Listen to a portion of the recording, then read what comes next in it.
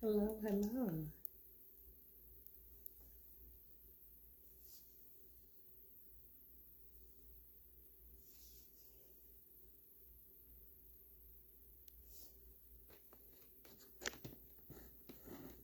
How are you doing today?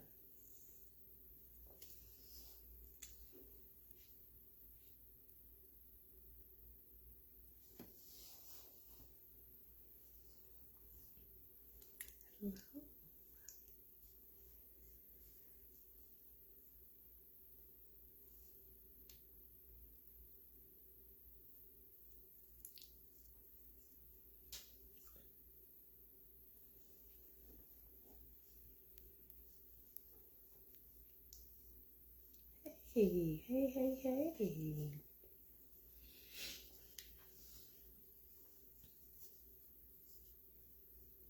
I'm gonna give it one more minute and then we're gonna get started.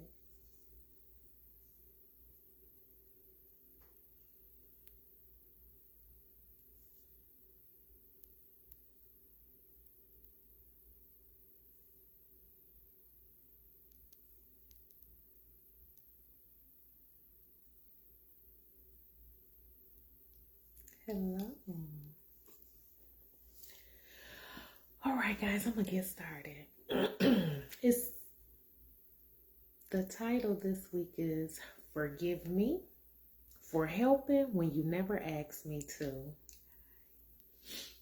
And I'm taking this from Psalms 46:10. And it says, "Be still and know that I am God. I will exalt among the nations. I will exalt in the earth." And so I want to just start out with this thought before, we dive all the way deep in. In our lives, there are moments when we feel like we need to act, help, or fix a situation, even when God hasn't asked us to. And in Psalms 46:10, it tells us simply be still. And recognizing that God is in control, and sometimes it's hard to trust that. The Israelites at the Red Sea faced a similar challenge. They had to choose between trusting God's command to stand still or letting their fear cause them to act prematurely. So I want to have us consider the Israelites as we dive into this. And this is in Exodus 14. And the reality is we're just like them. They struggle with waiting on God's perfect timing and provision. And we do it all the time. And so I want to explore that. Now going back to Psalms 46:10, it says, "Be still and know I'm God," right? And so when we think of just that phrase, be still, that phrase, be still, is in the Hebrew, and it's implied to let it go or to cease, which means to stop, pause, and trust. This echoes what God told the Israelites at the Red Sea. They were to stand still and witness God's salvation. And that is Exodus chapter 14, 13 through 14. But we see that in the story, fear made them act.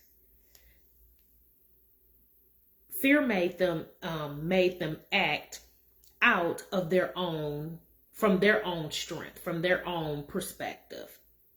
And so in Exodus 14, verses 13 through 14, it says, "Moses answered the people, 'Do not be afraid. Stand firm, and you will see the deliverance of the Lord.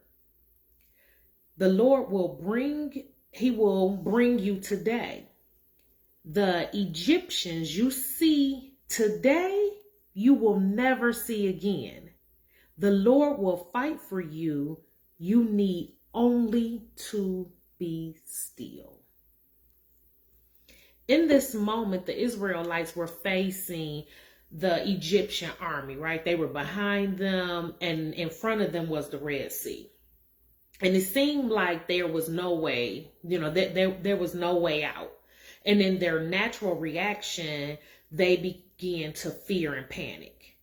But God had instructed them to simply stand still.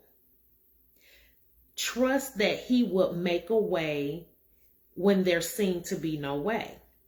And so the example of the Israelites here, they were in a desperate situation, much like we have felt that sometimes in our lives with our own struggles. Yet God was asking them to stop striving and start trusting in his power. But instead of standing still, they immediately began to complain, doubt, and panic.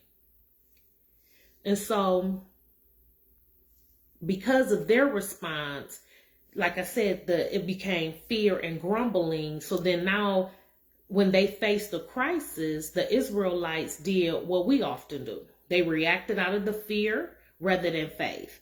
They forgot the power of God who had led them out of Egypt. Instead of standing still and trusting God's provision, they grumbled and doubted. And in Exodus 14, verses 10 through 12, it says, as Pharaoh approached the Israelites looking up, there were the Egyptians marching after them. They were terrified, cried out to the Lord. They said to Moses, was it not better? What was it because there were no graves in Egypt that you brought us out of the desert to die? What have you done to us to bring us out of Egypt? This fear led them to question God's plan and his power. They were focused on the problem in front of them, that they couldn't see a solution that God had already prepared. And it's so when I think about them, and I think about us in our own lives, right? They had just saw God deal with the Egyptians with the 10 plagues, right? That was technically was 12. And they just were like, y'all saw this. You saw the firstborn die. You saw the locust. You saw all this stuff, the hail, the everything. But it didn't bother y'all. God had already shown you how he can deliver. But they were like, this thing got too close for comfort now. When he was delivering us in the past, it wasn't no sea in front of us. So, but in the lesson, I want us to point to see that even though God had already promised to fight for them, they couldn't see past their fear. Fear really does cripple us. And this reflects in our own tendencies to doubt and grumble when God asks us to wait and trust, rather than take things into our own hand. And we know what Abraham and Sarah did. When you take things into your own hand, I think sometimes we think the consequence is just right here, but that's a prime example of a situation where one decision is still being affected thousands of years later to this very day. One decision that was made. So I want us to look at some principles to draw from. Waiting on God's timing. That's number one, right? And God is asking us to trust him and wait for his deliverance. Like the Israelites, we may be in a situation where it seems like there's no way out, but God often asks us to stand still and trust his power to save us. This doesn't mean that we're just passive. It means to let go of the desire to control the situation and allow God to act. Ooh, that stabbed me like hard when I was really thinking about that. I was like, man, I know I have a control issue.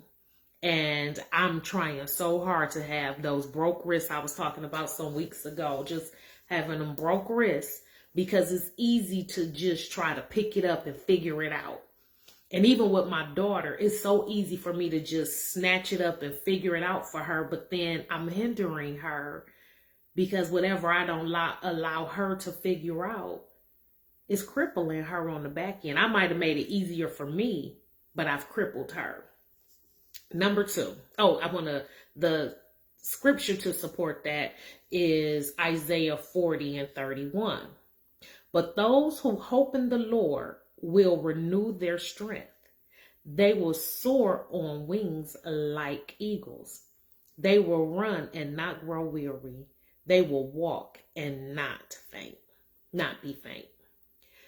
Number 2, fear can lead us to doubt. Fear is a powerful motivator, but it can also be a trap that leads us to act prematurely and doubt God's plan for us. Just like the Israelites, we often make decisions based on fear, which can pull us away from God's peace. The command to be still tells us to surrender our fears and to trust God's ability to handle the situation. And in 2 Timothy chapter 1, verse 7, it says, for God gave us a spirit, not of fear, but of power, love, and of self-control. And we got to take those emotions captive, because your emotions can get you in trouble. Those feelings can get you in trouble. And then number 3, God's power to save. The miracle at the Red Sea demonstrates that God is powerful and able to do what we can't. When we try to help when he hasn't asked us to, we often miss the chance to witness God's power in action. Our faith grows when we allow him to work in his perfect timing. Isaiah 43:16-17 says, this is what the Lord says. He who made a way through the sea, a path through the mighty water, who drew out the chariots and the horses, the army together, and they laid there never to be raised again. So the reality is, God, the very problem that you're dealing with, if you just let God have it, you may never have to deal with it again. You know, I had posted yesterday how I was talking to a gentleman on my job, and you know, that was the one thing he was saying as we were talking. He said, you know, the more we don't learn the lesson, the more you repeat it. And that's just, I mean, that's with anything in life. Even with school, you don't learn the lesson. You don't learn the material. You got to repeat it if you plan to get this degree, if you plan to pass this, whatever it is. So we have to be willing to learn the lesson. And we got to have them broke wrists, those broke wrists. And so I want us to apply being still to everyday living. The first thing I want us to do is pause before we act. What does that mean, and what does that look like? When you feel the urge to step in to solve a problem or to help someone, take a moment and ask, is this something God is asking me to do, or am I moving out of fear, guilt, or control? The practice. Build a habit of pausing before making quick decisions. Even in short prayer can shift your perspective, slow you down from impulsive reaction. Number 2, replace fear with prayer. Fear will often push you to act prematurely. Instead, let fear become a prompt to prayer.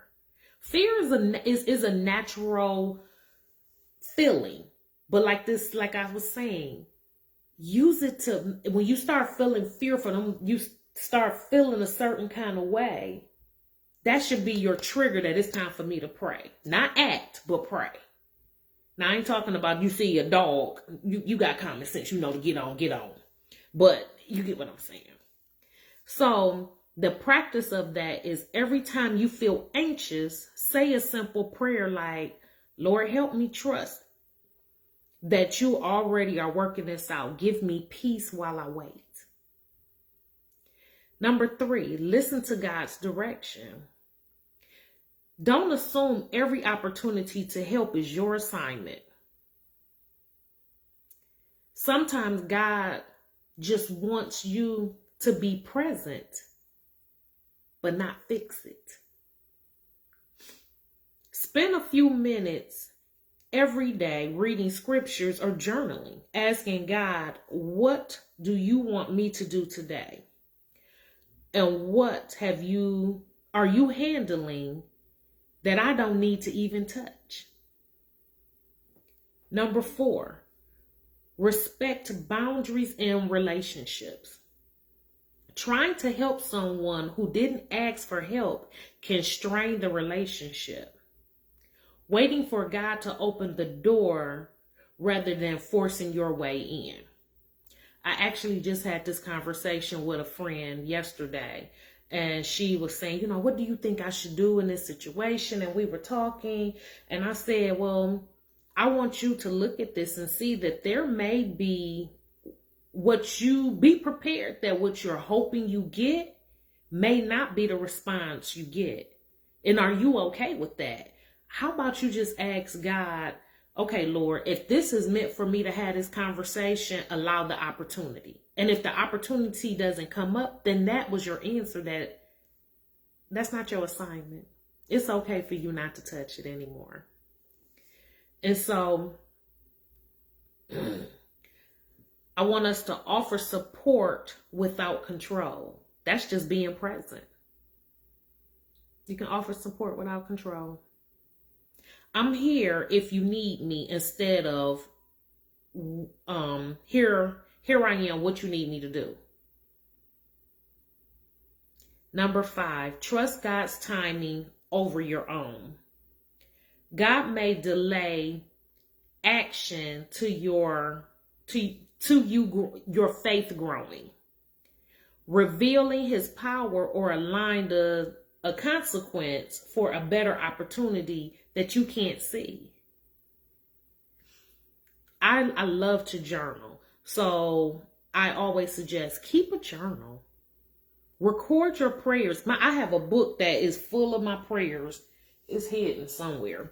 And sometimes I go back and I reread this stuff, and I'm like, man, I was really going through something, or this was nothing. Why did this have me in a chokehold?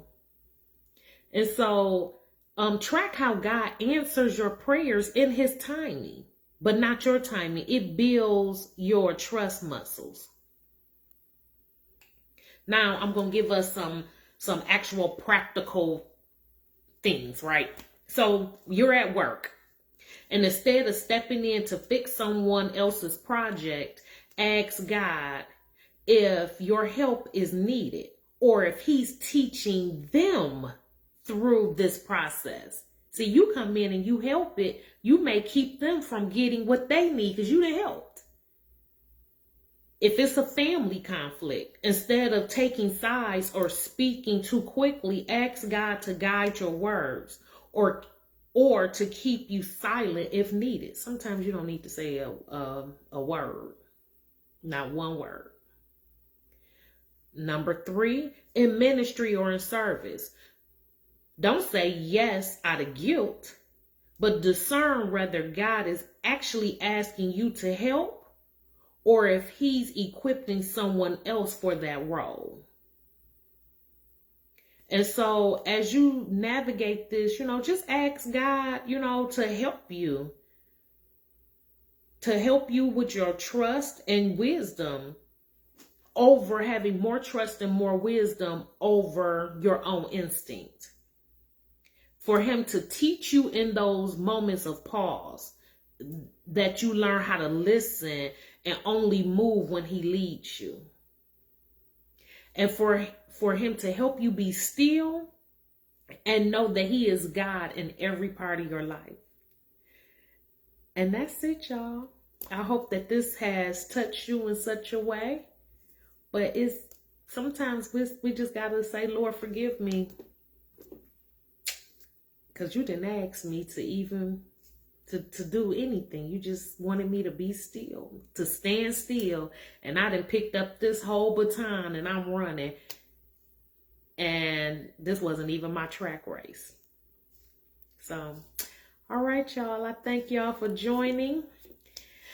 And I look forward, Lord's will, seeing you next week. All right, y'all. Have a good night. Bye.